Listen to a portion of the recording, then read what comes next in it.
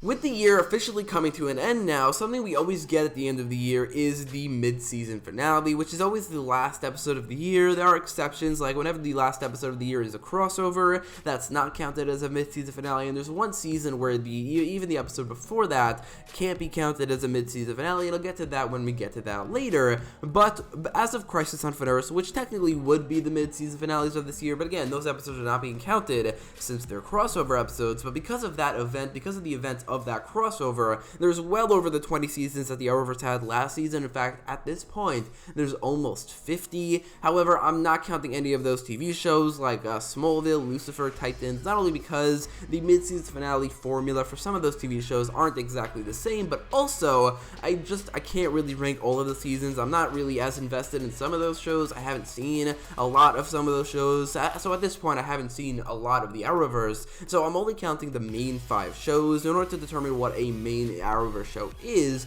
if it has an episode in one of the annual crossover events can be considered the main Arrowverse shows. So at this point, the Arrowverse shows that have had episodes in the annual crossover events are Arrow the Flash, Supergirl, Legends of Tomorrow, and the new show Batwoman, which are the main 5 shows. Everything else, all the other movies and TV shows that are technically in the Arrowverse's multiverse, will not be considered for videos like this one, like season premiere rankings, mid-season finale rankings, season finale rankings, maybe even main villain rankings. All those other shows will not be considered, just the main Arrowverse shows. But with that in mind, in this video, I'll be ranking all 23 mid-season finales the Arrowverse has had so far. I'll give very short reviews along with the score for each episode, and this is my list, so if you have your own, definitely leave it in the comments down below. But with that in mind, let's begin the list with number 23. A lot of Green Arrow. Who? Someone on the team. It's a betrayal. It can literally be any one of us. Let's not get paranoid here. Whatever issues we have, let's put it aside and get the job done. Where the hell is it? Arrow does simultaneously have some of the best mid-season finales in the Arrowverse, but also the absolute worst, which is really the case for every ranking. The season premieres, the season finales. Arrow is so inconsistent with its seasons. Some of them are terrible, some of them are genuinely amazing. For season 6, there is kind of a mix there, but when it comes to the mid-season finale specifically, it's absolutely god-awful. The first 10 minutes or so, 15 minutes, are all the wedding between Oliver and Felicity, which not only I just don't like the fact that exists, it kind of ruins a large portion of this TV show as a whole, but also these 15 minutes are unbearable to watch, and it doesn't really help that the next 25 minutes are about this weird conflict between the Team Arrow and the new Team Arrow that just wasn't handled well. So overall, this episode has got to be not only the worst mid-season finale in Arrow, but also the worst mid-season finale in the Arrowverse. In the future, Nia might be able to lead a Sage in Liberty. I think I need your help. What could go wrong? Brainy? Hey, girl. Oh! You have nothing to worry about. Oh my God, no!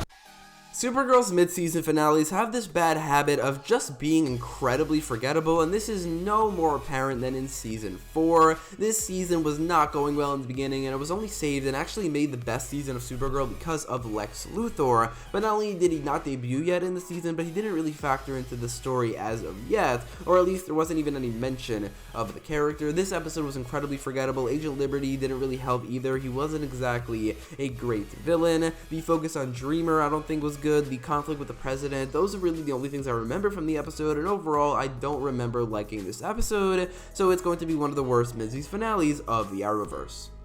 Astra's back. She's up to something. This could be the beginning of a citywide attack. This is war. Kill them all. No one besides you and me. You can't say it's not fair. We're done with fair. Similarly to season 4, the season 1 mid-season finale of Supergirl is incredibly forgettable, and most of them are. There's really just one exception, but season 1 is not that exception, and the only reason it's going to be higher than season 4 is because I do think the beginning of season 1 was genuinely better than the beginning of season 4, but also Maxwell Lord is a more interesting villain than Agent Liberty, and while Astra was the actual villain of this episode, it still is, I think, a little bit better than season 4's episode or season 4's mid-season finale. You do this, you lose any leverage that you have over me. As long as they're alive, you have something to fight for. That is what I am taking away from you.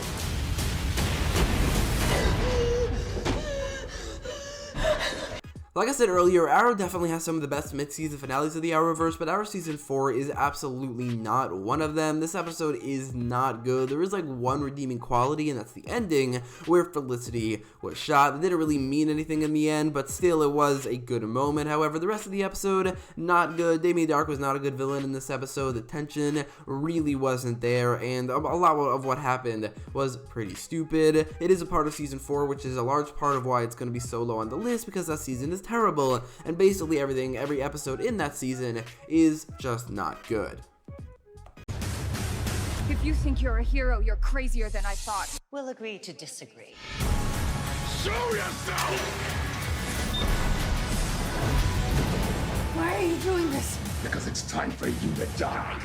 So like I said earlier, with the mid-season finales of SUPERGIRL, or for the most part, except for one really, they're very, very forgettable. This one is, I think, a little bit better than the Season 1 and 4 mid-season finales, but not that much better, and certainly not great. Either Lillian Luthor and Cyborg Superman, that whole storyline isn't good and pretty forgettable, but also the fact that it doesn't help that this episode was marketed as a part of Invasion, when it ended up only having one scene that was a part of it, and that scene was also in another episode of Invasion, which doesn't help it at all either. I failed you. Thank you for making me who I am today. For 11 years, I dreamt of revenge. The first and only mid-season finale of Batwoman so far is, like the rest of the TV show, not great, and I'm guessing from now on, basically all the rankings, Batwoman is probably going to be fairly low on basically every list. As for the show, there's really nothing going for it other than the confirmation of certain Batman stuff, but also Alice is a fairly decent villain, and that goes for this episode as well. There isn't really any Batman stuff, so it doesn't really have that going for it, but Alice is a decent villain, enough to make it higher than all the other episodes that I've gone over so far, but overall, it is not a good episode and is very low on the list. You have to stop her. The safety of the world depends on it. You're making her sound like a Luthor. Maybe that's because she is one. The cannons are loaded with kryptonite.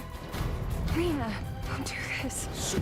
So this episode really just came out like a couple of weeks ago, and I already kind of don't remember a lot of what happened. It's that forgettable, as the villain Ramakhan is not good at all. I think that the effects of this episode are not great, and I don't like the Lena storyline whatsoever. The only reason this episode is higher on the list than all the episodes I've gone over so far is because of the crisis setup at the end with John Jones and Lex Luthor, and just the fact that Lex Luthor is in this episode certainly helps it a lot. Without that, however, this is not exactly a great episode. It's not bad necessarily, it does have elements that are good, but I don't think it's going to be any higher on the list. Killer. We do this my way, like a criminal.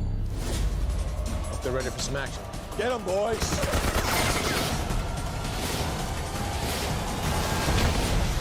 And I'm here to set you straight. This episode definitely has a lot of things going for it. The Legion of Doom elements to it, specifically Malcolm Merlyn joining the Legion of Doom, and basically the founding of that team was certainly very cool. And also just the whole episode taking place in the 1920s, I think it was, in Chicago, definitely had its entertaining elements to it. But for the most part, I think this was a fairly uneventful and kind of forgettable episode that's going to make it lower on the list. But even with that, I do definitely like it.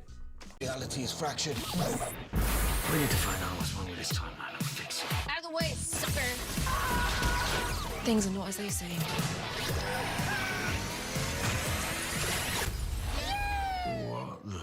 The Season 4 mid-season finale of Legends of Tomorrow was a lot of fun and certainly a little bit ridiculous. I mean, it might have been a little bit too ridiculous like the rest of the season, which is honestly a reason for why it is lower than certain other mid-season finales of Legends of Tomorrow, or at least lower than the Season 3 mid-season finale. It is higher than the Season 2 mid-season finale because at least it is memorable, and it definitely uses the concept of time travel a lot better than those episodes or other episodes of the show. But still, I think that the ridiculousness of the season was way too overblown and way too over the top, that while it isn't really as found in this episode, or at least it's justified in this episode for the most part, I think that makes me enjoy this and the rest of the season a little bit less. Still though, it is technically the second best mid-season finale of Legends of Tomorrow. However, that is out of 3.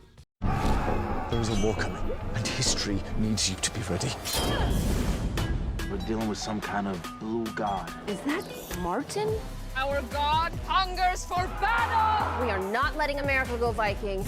So much like Season 4, Season 3 was pretty ridiculous, but I think overall Season 3 used that ridiculousness a lot more, or at least balanced it with the superhero element a lot better, and that's certainly true for this episode as well, as there is the ridiculousness, but there is also an interesting villain with Mullis and even Damien Dark, and like the use of the montage where they over and over again storm Damien Dark, and they keep on failing until they don't, that definitely was a lot of fun. So this is certainly, I think, the best mid-season finale of Legends of Tomorrow, but with how like middle of the road it is for this list, it is clear that Legends of Tomorrow is not exactly the best at making mid-season finales. There are no happy endings. If you hurt him, if you put a hand on it! His body may be human. DeVoe! His brain DeVoe! is smarter than yours. DeVoe! This episode certainly has a lot of great things going for it. Like, I think the rivalry here between Barry and DeVoe is certainly like one of the best episodes of the season in terms of their rivalry, and the ending where Barry gets arrested, it actually was a theory that came true for me, so that was certainly pretty cool, and all that was fine. It's just that DeVoe switching his body, not interesting at all, and the fact and where it ended up wasn't interesting, but I'm not really considering that for this episode, so it doesn't really drag it down that much, just a little bit. However, I think the reason it's the worst mid-season finale of The Flash ever has to do with the side storyline with Amunet Black, who has gotta be the worst villain on the show ever, and that really drags down the episode. And they will call it World Killer. Mom? And her rise will come at the fall of the righteous, and she will reign. Take your best shot. And the best, and I would say only good mid-season finale of Supergirl so far was from Season 3, the Reign mid-season finale, which was only good really because of the fight between Reign and Supergirl, which was not half bad. I don't think it was like an amazing fight or anything, but it certainly was intense, and that definitely gives this episode a lot of points. This is maybe Reign's best episode in the season. I mean, yeah, it definitely is, and she is a genuinely she's a little bit of a scary villain and kind of feels like the Zoom of Supergirl, so I definitely think that this mid-season finale, because of that and because of the fight scene, really the intenseness in that fight scene makes this the best mid-season finale that Supergirl has given us, and really the only good one, which is a shame because it's not exactly in the best season, since Season 4 is a little bit better, and I think if Lex Luthor got his own mid-season finale, it definitely would be higher. I'll be ready. You will feel my wrath. The wrath of Savitar. Please tell me you're seeing him. Oh, I see him. This episode certainly has a lot of good things going for it. Like, I think the Savitar storyline overall in this episode is actually pretty good. Like the scenes where where Savitar talks through Julian, I really like those scenes, and I really like the setup for the rest of the season, even with the Iris dies in the future storyline, which wasn't resolved well, but that is again not at the detriment, not at the fault of this episode. I think the fight scenes here are really good, and overall it is not the best mid-season finale that The Flash has ever given us. In fact, it's the second worst, but I do think it is pretty good. This is a duel with one of the most dangerous men that has ever walked the earth. You've taken your last life. You've lived your last day. This is certainly a very good mid-season finale. It's not necessarily as good as the rating on IMDb would suggest. Like, I have no idea how it ever got that high, but I definitely think it is a very good episode. I really don't like the Felicity stuff, but I do think that for the most part, like the editing, the way they edited this episode, where it keeps on cutting between Oliver scaling the mountain and then the main storyline, that was really interesting, but obviously it's the last couple minutes where the fight between Oliver Queen and Ra's al Ghul is awesome, and the death of Oliver Queen, or seemingly the death of Oliver Queen, was great shock value, and a very, very good and well-handled cliffhanger. The resolution wasn't handled well, but that's not at the fault of this episode. With that in mind, this almost misses the top 10, but it is certainly a very good episode in my opinion. For a long time, and I can't change it. I'm gonna save the multiverse so that my kids actually have a world to live in. There are no more stories about the Green Arrow to tell. The latest and last ever mid-season finale of Arrow was certainly a pretty good episode, not anywhere near the best mid-season finale of Arrow ever, as it does have its problems. Specifically, Mia's characterization in the episode up until the end is certainly pretty annoying, and also there are confusing elements of the episode, but even though it's not the best mid-season finale ever, it is certainly a pretty good episode, as the homage to the Season 1 flashbacks is really cool, teaming up with Yao Fei and going up against Edward Fires and the Wintergreen, but also with all of Team Arrow teaming up with each other, which is not really something we've ever seen before, with all of those characters all at the same time and in a team-up shot. That is really cool. But if you want to talk about exciting and awesome, this episode certainly I think had the best crisis setup out of any of the mid-season finales of the Arrowverse this season, as it actually showed Lila Michaels becoming Harbinger. With that in mind, I think this is certainly a very good mid-season finale. For the Archer. I will kill one hostage every hour till he surrenders himself to my authority. Help me. Going right from the last mid-season finale of Arrow ever right to the first, Year's End I thought was a very good start to the mid-season finales of the Arrowverse, as this one not only was the first mid-season finale of Arrow, but the first mid-season finale we've ever gotten from the main Arrowverse shows, and it was really, really good. As a mid-season finale typically should do, the hero and the villain went up against each other. This one actually was the first time ever, and it was really exciting seeing the Hood and the Dark Archer finally facing off. But I think for overall, this is certainly a very good, very exciting mid-season finale that pushes the storyline of the season forward in basically the perfect way. Past to defeat Cicada in the future. If I do this, I'm going back to some crazy time. Savitar, Dawn, Zoom. And who is this? I knew we shouldn't have done this.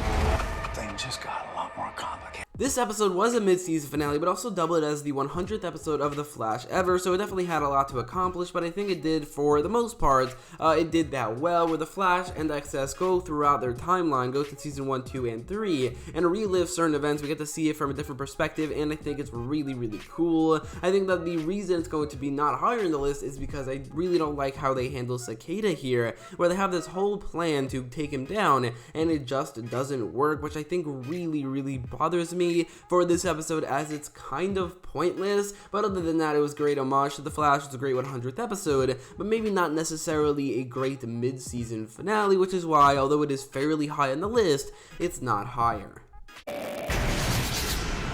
Don't let him take any more. Catch me. This man stabbed my mother through the heart.